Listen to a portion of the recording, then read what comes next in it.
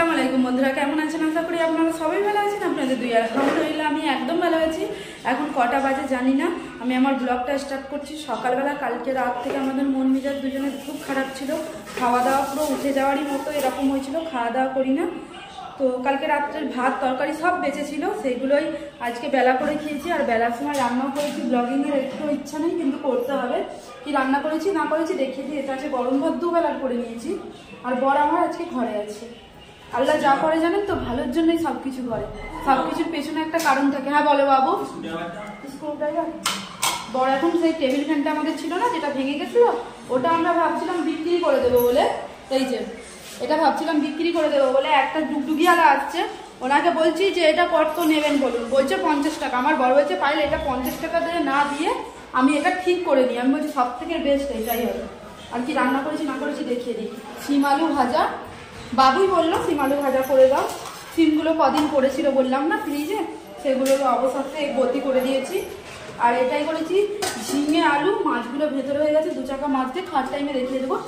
ঝিঙে আলু টমেটো দিয়ে মাছ দিয়ে একটা তরকারি করছি, একটু ঝোল রেখেছি, এটা একদম শুকনো শুকনো ভালো লাগে। আর এই যে এটাই, আর এটা কাটা পড়ে আছে। ওদিকে অরেঞ্জ টরেঞ্জ খেয়েছিলাম আজকে। আর বর এখনো পাখা ঠিক করছে, আপনাদের সঙ্গে শেয়ার করবো পাখা ঠিক করাটা। আমার ভিডিওটা যদি বলে ফোনে। আর বিছানাটা খুব সুন্দর ঝরঝরে তরকারি, এখনো গোসল করা হয় না। একটা সিম নেব, জিও সিম। আর আমার যে দেখেন এই যে এইগুলো ঘরের এই কাপড় চোপড়গুলো সব আমি আজকে পরিষ্কার করছিলাম, মানে গুছাচ্ছিলাম ভালোভাবে। আর আমার বরকে এখানটায় গদি পেতে দিয়েছিলাম, গদিতে একটা বিছানার চাদর দিয়েছিলাম, বিছানার চাদর দিয়ে আরামসে আমার বর শুয়ে শুয়ে আমার মোবাইলের কাজ করে দিচ্ছিল। তো দাঁড়ান ও বাবু, দাঁড়াও না, বলো আমার দর্শক বন্ধুদেরকে দেখাবো। তো বন্ধুরা, পাখার আমি এইগুলো মুছে দিচ্ছি। এটাকে কি বলে, প্লেট না বলে না কি বলে এটাকে? সামনেরটাকে বলে পাখার রিফ্লেক্টর।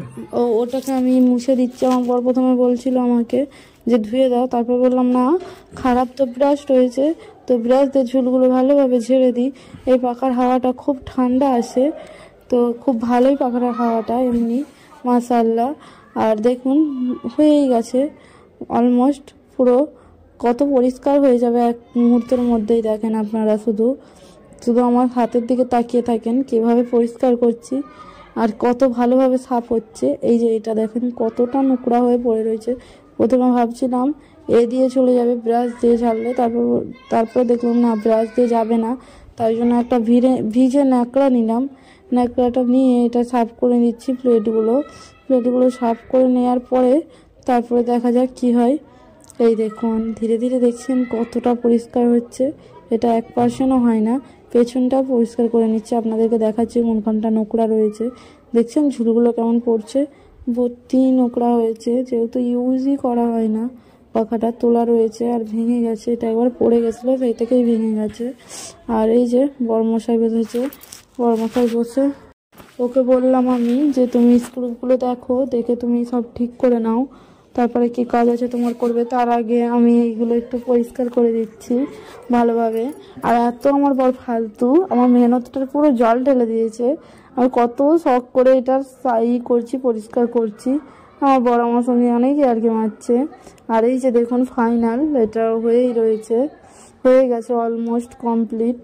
আমি এই ফুটেজগুলো নিচ্ছি, বলছি তুমি ঠিকঠাক লাগাও, আমি ফুটেজগুলো নিচ্ছি তোমার। পুরো মাশাআল্লাহ খুব ভালো করে ইয়েও করেছে, মানে লাগিয়েও নিয়েছে, অল কমপ্লিট। কেউ বলবে না এটা খারাপ পাখা বলে। আপনাদেরকে দেখাচ্ছি দাঁড়ান। পুরো মানে কি বলবো, যেমন নতুন আমি এনেছিলাম তেমনই ঠিক চকচক করছে, তেমনই পুরো ফিটিং। আরে সব পুরো পারফেক্ট আছে। এই যে দেখুন ও ইয়েগুলো দিয়ে ঠিক করছে, তারগুলো যেগুলো পুড়ে গেছে, তারগুলোই মেন পুড়েছে। এটা তারগুলো পুড়ে গেছে বন্ধুরা। এই পাখাটা একবার পড়ে গিয়েছিল, তারপরে আমার বর ঠিক করেছিল, ঠিক করার পরে তারপর তার পুড়ে গেছে বলো, তাই সেই তার জন্যই হচ্ছে না, তার পুড়ে যাওয়ার জন্য হয় না। এখন আমার খেয়াল হয়েছে। তারপরে সবই এঁটে দিচ্ছে দেখুন, এইগুলো স্ক্রু ড্রাইভার দিয়ে ভালোভাবে আঁটার পরে তারপরে এটা চালিয়ে দেখা হবে, তারপরেই দেখা যাক চলছে নাকি, তাই না বলেন বন্ধুরা? এটার দাম উঠেছে 50 টাকা, তাই না? এটা কিনা হয়েছিল কত টাকা দিয়ে বলবে? 800। আর দাম উঠেছে 50 টাকা। কি হারে ঠকেছি আমরা ভাবেন। এই প্লাস্টিকের পাখা কেউ 800 টাকা দিয়ে কিনে? আমাদের মতন বোকা কেউ পৃথিবীতে নেই। ভিতরে পিছনে লোহা না পায়? লোহা থাকলেও এখন 50 টাকা, ডুগডুগিওয়ালারা তো 50 টাকা নিবে বলছে। লোহার কি ফায়দা? 1 বছরের পাখা হলো না, এরকম অবস্থা হলো। 800 টাকাটা পুরো আমাদের জলে চলবে এখন চলবে, কিন্তু এইগুলো তারগুলো তো নতুন করে লাগাতে হবে। এই বন্ধুরা পেছনের এটাও লাগানো হয়ে গেছে, পুরো কমপ্লিট। আমার বড় এগুলো সব ফিট করে দেখে নিচ্ছে। দেখেন পুরো কমপ্লিট করে তারপরে আপনাদেরকে ফাইনাল লুকটা দেখাবো। তার আগে এখানে পেরেক টেরেক দিয়ে এঁটে নিচ্ছে বরমশাই, যেগুলো স্ক্রু রয়েছে লাগানোর সেগুলো। এটা স্ক্রু ড্রাইভারই তো সব পেরেকগুলো যেগুলো লাগাচ্ছে। হ্যাঁ এটাই আজকে ঘরে ছিল, তাই জন্য পাখাটাও হয়েছিল, খারাপ হয়েছিল বলে ঠিকই করি, বসে থাকবো কেন ঘরে খামাখাই, আর ফোন ঘেটে কি হবে, তাই না বলেন? এই দেখেন বন্ধুরা পুরো কমপ্লিট পাখা আমার, দেখছেন না? পুরো নতুনের মতো না? সত্যি কথা বলবেন তো, বলুন পুরো নতুনের মতো না পাখাটা লাগছে? পুরো নতুন যেন, খুব ভালো লাগছে। এই পাখাটা এক দেখেই আমরা পছন্দ করেছিলাম, তাই না? যখন প্রথম আসছিলাম আমরা থেকে, খুব ভালো লাগছে পাখাটা। আর হাওয়াটাও খুব ভালো, তাই না বাবু? ঠান্ডা হাওয়া একদম। আর বড় এই যে এটা প্লাগ বলে তো, প্লাগটাও ঠিকঠাক করে নিচ্ছে। এবারে শুধু লাগাবে, লাগিয়ে বোর্ডে চালু করবে, তাই তো শোনাই? হ্যাঁ চালু করবে। এবারে চলুন যাই, গিয়ে চালু করি এটা পাখাটা। বড় উঠবে। আর কত নোংরা হয়েছে দেখেছেন? এগুলো ওই ঝাঁট দিয়ে দিল আমার লাস্টে। আমাকে তারপর বললো পায়েল এটা হচ্ছে না, সমস্যা হচ্ছে এইখানে লাগাতে। আমি বলি কি সমস্যা হচ্ছে বাবু? বলছে এইটার বাইরের বোর্ডে লাগতে চাই না। আমি বলি চলো ঘরের বোর্ডে লাগাও, লাগিয়ে দেখো। এই দেখেন বাইরের বোর্ডে প্লাগটা লাগতে চায় না। ঘরের বোর্ডে দেখলো, ঘরের বোর্ডেও লাগতে চায় না। আমাকে বলছে আমি পরে করে ফের দেখাবো না। আমি বলি আচ্ছা ঠিক আছে, যা হয়েছে বাদ দাও, এইগুলো নোংরাগুলো। তো আমি আর আমার বড় দুজনে মিলে যাচ্ছি একটু বাইরে ঘুরতে বলতে সামনেটার দিক করে একটু ঘুরবো, ঘুরে ঘাড়ে একটু ঝালমুড়ি আর খেয়ে চলে আসবো ঘরের সামনেটাই। কোনো পার্কে টার্কে কোথায় যাব না এখন। বলছে ঘরে রয়েছে, সেই তো বোর হচ্ছে ঘরে থেকে, চলো পায়েল বেরো। আমি বলি ঠিক আছে, বোরখাটা কোনো রকম পরে নিলাম, পরে বেরিয়ে পড়লাম কোনো না সেজে গুজে। আর কি করব বলুন, বেশি সেজে গুজে। আর বর একটু কথা বলছিল আপনাদের সঙ্গে, তো তারপরে কি হলো কি জানি, কথা বলা বন্ধ করে দিল। আর এই যে দেখাচ্ছে এটা সিটি সেন্টার মল, তাই তো? আর এটা আছে কি হোটেল বলো? তাজ হোটেল আর সিটি সেন্টার মল, ঘরের কাছে একদম এটাই। আর এই আশেপাশেই ঘুরবো, একটু ঘুরে ফুচকা টুচকা খাবো, খাওয়া দাওয়া করে তারপরে ঘরে চলে যাব আমরা।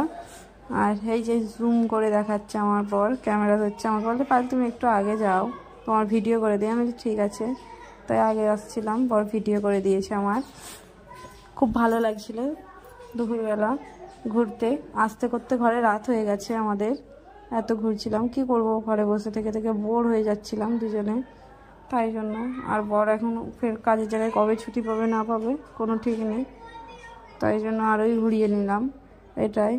তো বন্ধুরা আমরা ঘুরতে থাকি, আপনারা দেখেন। চলুন যাই, লিফটে করে ওই পারে যাই, রোড ক্রস করছি লিফট করে। জানেন আপনারা, এখন যারা কলকাতায় রয়েছে তারা জানেন এইগুলো এখন মেন লিফট ক্রস করেই লোককে যেতে হয়।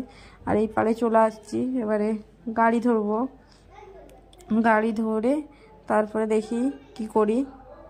আগে যে দেখতেই পাবেন কি করছি না করছি। আশেপাশের মধ্যেই তো ঘুরছিলাম, তাই না বলো?